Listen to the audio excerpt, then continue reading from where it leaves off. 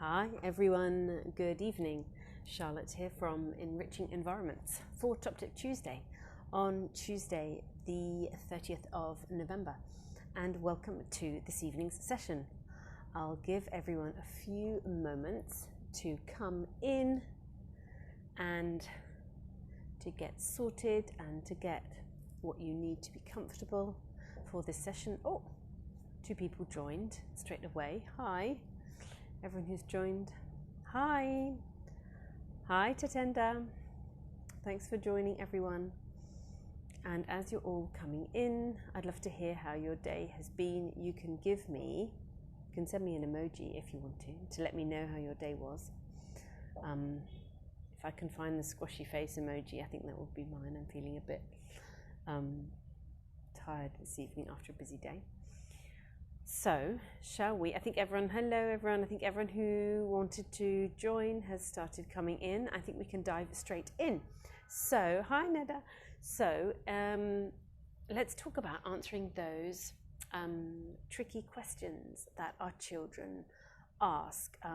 The tricky questions, the ones that kind of make you freeze. So, when they ask about death, when they ask about how babies are made, when they ask about inequality that they see around them, when they notice inequality or injustice around them, how do we answer those tricky questions? And this is relevant for whatever age. So, our 3-year-old starts to ask tricky questions, and then of course our 15-year-old asks a different set of tricky questions. So the approach that we're going to talk through this evening, what we're going to discuss this evening, is twofold. There's two things that we all need to know, we all can practice when answering difficult or tricky questions.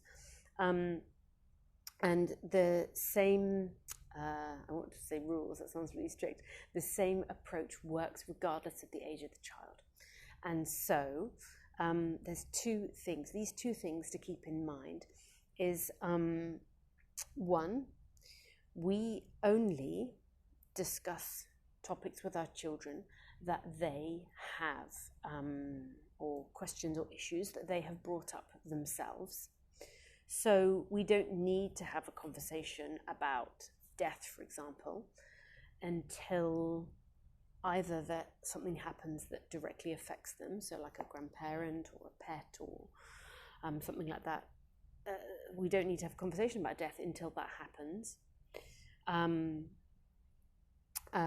So if they're directly affected by it, or obviously they hear someone else talking about it, and it affects them in that way. So don't bring up. We don't need to teach them about things until there is a reason to talk about it. So that's the first thing. And then the second thing is that we only answer the question that they are asking in that moment. So for example, they ask a question about time zones. So why is it nighttime at grandma's house, but it's daytime here, for example? In the world of Zoom, they're used to experiencing different time zones because family members and friends are in different time zones all around the world. So why is it nighttime at grandma's house, but it's daytime here, for example? That's quite a common question that a young child asks, around maybe 4, 5, 6 years old. And the way we can answer that is really, really simply. We don't need to give a huge, great big explanation about time zones. We don't need to give a huge, great big explanation about how the solar system works and the moon orbiting the Earth and the sun orbiting the moon. We don't need to give any of those really big explanations. What we can do instead is take a tennis ball and a torch, a flashlight, and we can shine in a dark room and shine the torch onto the tennis ball and show them that when the torch is shining directly on the tennis ball, that one side is light, and then show that the shadow on the other side, the one that the torch isn't showing on. So the tennis ball is the Earth, the torch is the sun, and hence that's why there's day and night, because however the Earth is rotating, that's how the sun is falling, so that decides whether it's day or night. So that's how we would explain something really, really, really simply. And we don't need to give our child any more than that. We rotate the tennis ball in our hand as the torch is shining on it, and we could even put a little dot with a marker pen And then we can rotate the ball in our hand as the torch is shining on it and say, this is what happens with the earth. This is the sun shining. The sun is static. The earth is rotating. And whatever the torch is shining on, that's the sun, that's daytime, and the other side is nighttime. That's as simple as it needs to be. Concrete, right in front of them, and really, really simplistic. We don't need to give them any more information. And then as the conversation, that might be enough for that day. For a 4-year-old, that might be enough for that day. But for an 8-year-old, more questions might come at a later time or straight away. But the key thing is that we answer the question that's been asked at that time. I can give you another really good example about only answering the question that they ask. So when Olivia first asked me thank you.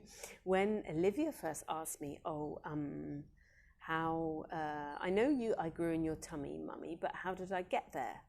How did I get in your tummy? And you think, as a parent, you freeze thinking, oh my goodness, do I need to teach the whole thing about how babies are made? Shock, horror. I do not want to be teaching a 6-year-old how babies are made. What do? You have that moment of freeze, don't you, as a panic, like, where do I go with this? And so I answered truthfully, and I answered the question that she asked. And the question she asked is, how did I get there? And so my answer is, when a girl is born, she has all of her eggs inside of her. And you were one of the eggs, and your brother Harry is one of those eggs, and that egg grew into you as a baby, which is truthful. It's exactly what she asked, and it's the right amount of information for her at that time. And since then, we had that conversation, it must have been about a year ago. She's coming up to 7, so it must have been a year ago. And we've come back to that several times. And she'll say, tell me again about the egg. And then I've given her more information. So the egg grows in the womb. And the womb is like a nest. So a bird has her eggs in her nest. And actually, she drew that parallel. And I say, yes, so the womb is like a nest. And the egg travels down the fallopian tube and implants in the side of the womb. And that's where the baby grows. Again, we don't need to give any more information from that. How does the egg get there? So the egg is in the ovary, travels down the fallopian tube, embeds in the womb. And it's really, really interesting because whenever she asks another question, she's ready for that answer. They only ask the question that they're ready for, the information that they're ready for. So if it's something we're really, really passionate about, like going back to the example of the sun and the earth rotating, the moon and the earth rotating, we might be, if we're really, really passionate about the solar system, about planets, we might really want to give the whole information about the solar system and how everything works, but we have to hold back and think really, really carefully about what our child is actually asking and then answer that question and let the other questions come in their own time. And it's really hard because we're really keen and we want to share all of our knowledge, but just hold back, answer the question, let them integrate it, take it in, integrate it, and then they'll ask another question when they feel ready. As I said about the subject of how Olivia got inside my tummy, how she got to grow inside my tummy. For the past year, we've been having these questions, but it's still very much repeating the information we've had, and then she'll ask for a little bit more. She hasn't asked more, and she knows how she was born, and she knows how Harry was born. They were born in 2 different ways, and but she doesn't need any more. I don't need to pull out a book on sex education and teach her about the birds and the bees. She's not ready for that. She's ready for the questions she's asking. So that's a really, really important part for us to remember as parents. I don't mean hold back information in terms of not being truthful. I mean hold back because we sometimes want to give all of the information we know. We want to be the encyclopedia and give all the information we know. Instead, if we can just hold back and think, okay, how can I answer the question that's being asked of me right now? And also what's really, really important, I put in my notes, is if we don't know the answer or we don't know how to explain it, it's really totally fine and okay to say, I don't know the answer, but I'm going to find out. or can we find out together? If it's an older child, a reading child, you can say, okay, it's going to be really fun to find out together, and go to the library or get an encyclopedia. We want to kind of avoid that's a really good question. Hi, Yesatam. Thank you so much for your question. I think there's a bit of a delay, but that was exactly what the point that I was saying just then is if my kid. So yes, Sam has asked if my kids ask me something and I don't have an answer, what should I do? So what I was just saying is say that you don't have the answer. Be completely honest. Simple, clear, and truthful is absolutely imperative with our children. Say, I don't know the answer to that, or I'm going to have to think about that. Both of those are fine. It's better for us to be authentic with our child and say that we don't know, or we need some time to think about it, or if it's an older child and you're reading, or it's going to be appropriate, you can research together. Those are the options. I don't know, so I'll need to find out. I don't know how to answer that right now. Let me think about it. Or the third option, let's find out together and let's do research. Let's go to the library tomorrow and find out together. So if you don't know what the answer is, it's perfectly okay to say that you don't know and then source the information from somewhere else. Or because I think it's more important to be authentic with our children than anything else, because we may feel on the spot, like we're in a job interview. If they ask us, like the question about where do babies come from, so a lot of parents can like freeze and feel like they're in a really important job interview because they don't know how to answer it at the child's level. But it's in any scenario, if we don't know the answer, then we should take time to center and ground ourselves before we try and fudge an answer, because what we don't want is them to go away with incomplete information, or information which, if it's something going to be really, really important, like where babies, hi Sam, where babies come from, or something about death, or something about inequality, something that's going to be really, really important in their lives that they understand well, we don't want to get it wrong first time. I'm not saying that we're not going to make mistakes, of course we are, but it's really, if it's possible for us to just take a break and say, let's do some research for a couple of hours, or let's go to the library tomorrow. That's going to be more valuable than rushing in and trying to answer something on the spur of the moment that we're not quite ready to answer yet. So I hope that helps your question.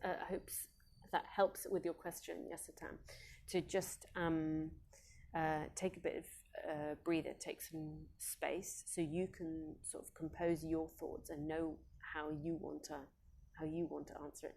And I think it's okay to do that.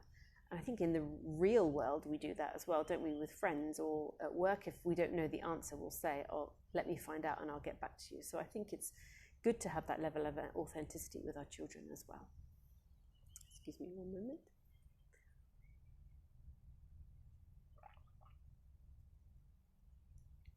So, to recap, our two approaches when children of any age ask us anything. Hi, Yoga House.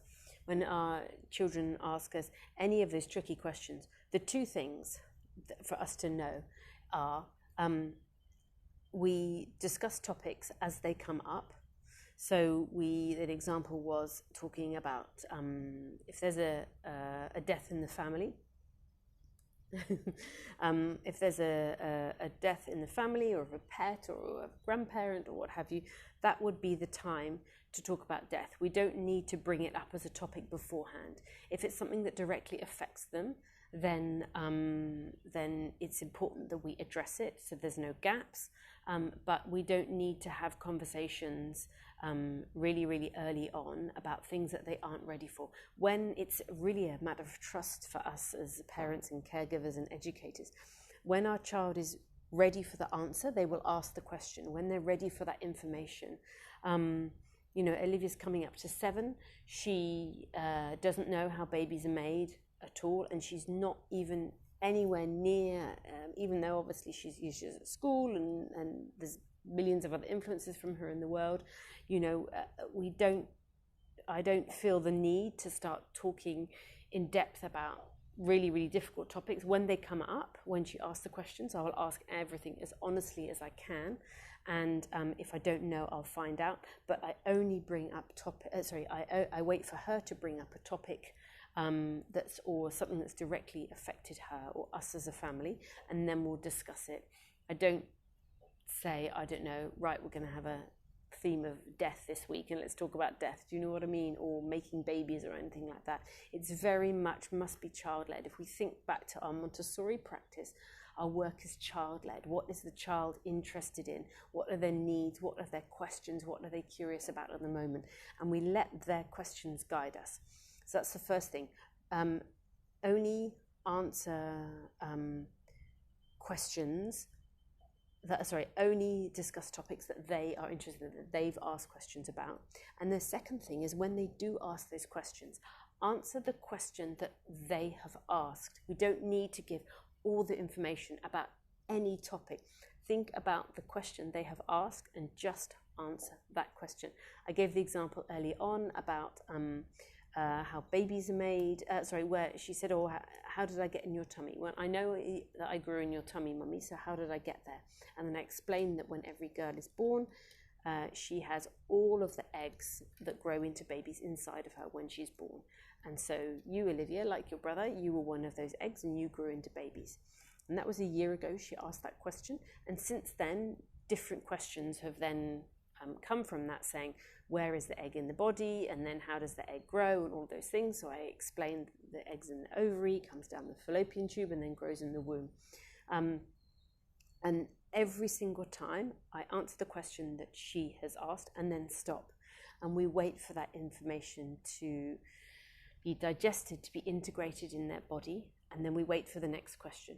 The next question may be 5 minutes later, it might be 5 weeks later, or it might be 6 months later. A child's way of processing things is very different and a lot slower than an adult's. So they only ask the questions that they are ready for the answers for. So we must be sure that we're answering the question that they ask and nothing more, and then wait for the next one to come. And that's where a deep level of trust comes from us. And if we don't know the answer, then it's totally fine to say, I don't know, I'm going to find out and then let you know tomorrow. Or, I don't know, shall we find out together, and we'll go to the library tomorrow and do some research. And it's also okay to, what was the third thing? I can't remember what I said. But, it's to say the third thing is, I don't know, but let's have let me have a think, and then I'll speak to you in 20 minutes or something like that. So it's okay. And as Yazdan said very, very kindly earlier on in the chat box, we're human beings, we're not robots. We're not. We might think that we need to know everything as parents, but our children aren't expecting us to know everything. It's really of huge value for us to be authentic and in alignment with our values, and better to say, hang on, I don't know the answer, and really think about our response. Some of these questions are difficult to answer, to think, okay, am I going to respond at the right level? Am I going to respond in a developmentally appropriate way? So it's best for us to take some time and be honest with that and say, I don't know, but I'm going to find out. Or if it's an older reading child and the question they've asked, it's appropriate, you can say, let's find out together. Let's go to the library or ask someone who knows more than me. And it's also to say, okay to say, I know the answer, but I need to have a think about how I want to explain this to you in a really useful way, and give yourself some time. So that's what we can remember when our children ask us those tricky questions. So yes, I don't have any perfect answers for any tricky questions, but just remember the child is ready for the question they are asking. They will only ask questions that they are ready for, and we must just answer what is being asked of us and nothing more. We don't need to give our full encyclopedia of knowledge about any topic. We, like everything with our child, we let it be child-led. We see what their interest is, and then we invite them. We provide this safe space that they can ask more questions, that they can be more curious. We want them to be curious and want them to ask questions. And so we can look within ourselves, to think about the safe space we're creating to invite our child into asking more questions and to be curious about everything that is around them. And then as we answer their questions, gradually they integrate things, and then that's how they're forming their picture of the world. But don't worry, we don't need to know the answer to everything. It's okay to take a break and say, I don't know, let's find out. And that's, children will appreciate our authenticity at whatever level they are, whether they're a little toddler or they're a teenager. They will appreciate our authenticity in our answers, and they will appreciate us taking time to respond to them, because it shows our respect for them if we take the time to find out what it is that they want to know, and that we take the time to consider our answer before answering. So thank you so much for joining me. Lots of people came in this evening, and if anyone has any further questions before we sign off, do type them through now. Sorry, my phone just made a beep. I had a reminder for 9 o'clock. Thank you so much for joining me, and please do keep sending in your questions for Top Tip Tuesday. I'm getting such good questions at the moment from people, really interesting ones. And what else can I tell you is going on? My last episode of the Montessori Mission podcast with Sid Mohandas, that was released last week. When was it? Thursday, Friday, I released that. And do have a look on my feed on YouTube and Spotify, Apple, thanks, yes, and on YouTube and on Apple Podcasts for that. I've had a really good question. Hi, Aruhat. Arahat's question is, how do we correct ourselves if we've already made the mistake of giving them the completely wrong answers? It happens. Firstly, don't beat yourself up. A really good technique with our children is, whenever we're talking about things that are important, we want them to have a lasting impression on them. It's really, really good to do that last thing at night as they slip into sleep, as we're lying with them in bed before they fall asleep. That would be an opportunity to talk about something which is either tricky or difficult to understand, or something that's happened during the day that was either really, really incredible that you want to keep in their mind, or something that happened during the day at school or with their friends that you know that was difficult for them. So what you could say is, whatever your topic is, if you could let me know what the topic was, what the subject was that you think you got it wrong, you could lie with them and say, oh, you remember we were speaking about whatever it was. So lie with them just before they fall asleep and say, you remember we were talking about that? And then you can say, well, that was my understanding last week, but I've done some more reading, and what I think now is ... And then you can invite them, depending on the age of your child, you can invite them, well, what do you think?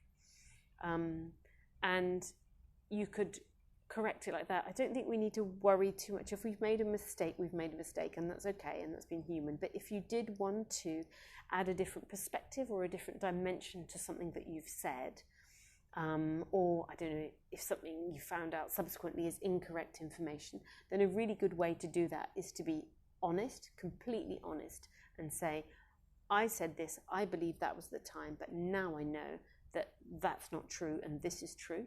Just being completely honest really, really helps. But anything that you really want to go deep into the subconscious, you want to do last thing at night. This is because the brain moves into slower brain waves, and that's when we access the subconscious. Anyone who does meditation or listen to any work by Dr. Joe Dispenza will be really familiar with this. I know Diane was on here earlier. Diane is also a Dr. Joe Dispenza fan like I am. So as our brain, and actually it's worth knowing that children's brains are in theta or theta for the first 6 years of their life. They're in the really slow brain waves, like sleep, for the first 2 years. Then from 2 to 6, it moves into theta. And that's why young children have what Dr. Montessori termed the absorbent mind. That is why children absorb everything unconsciously with all 5 of their senses during the first 6 years of life, because their brain waves are actually slower. So anything that we want to really implant into their brains, into their subconscious, some really beautiful subconscious programming, it's good to do last thing at night, just before they're falling asleep. So if you do affirmations, I do affirmations for the children every night. We talk about that. We do the affirmations last thing at night as we're lying together. They have a huge floor bed and I just lie in between them and I do the affirmations for both of them. We also take that time to discuss things that went really, really well during the day, things that they really enjoyed, because we want to create this beautiful, positive, emotional footprint in their brain, in their amygdala, of something really positive, something really beautiful that happened, an amazing memory. Oh, great, thank you. So Arahat said, yeah, thanks. The last thing at night makes so much sense.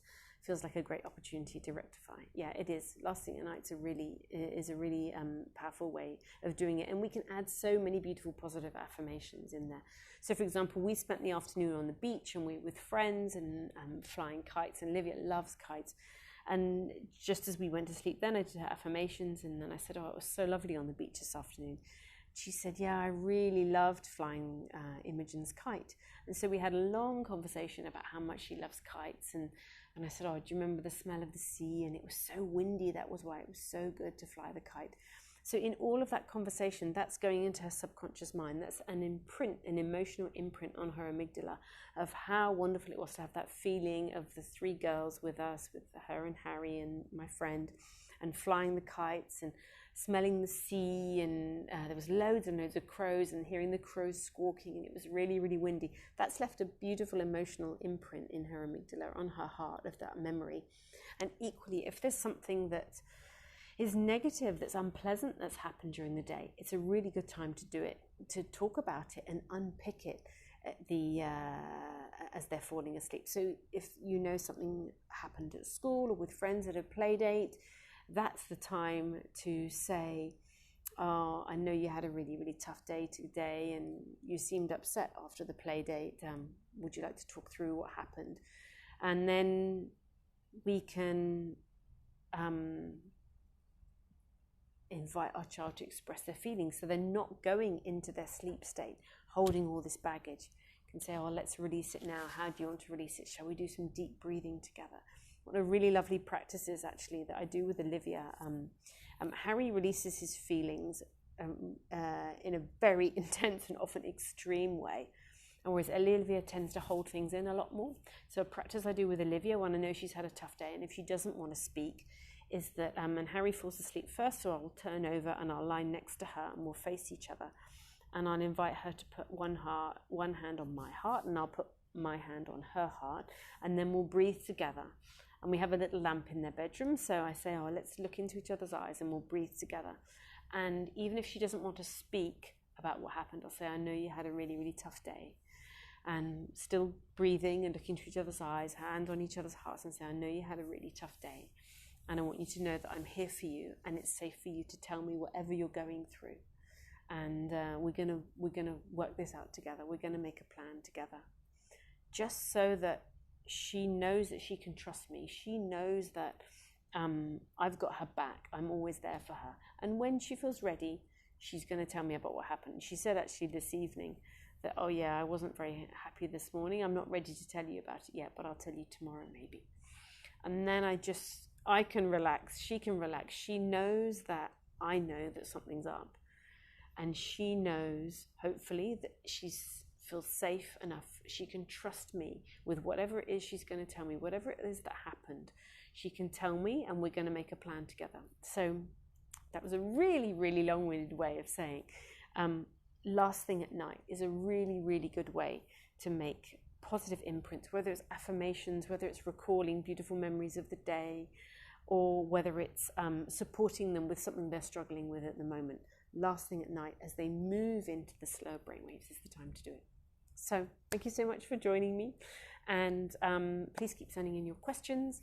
The Montessori Mission, as I said, episode 10's just been released.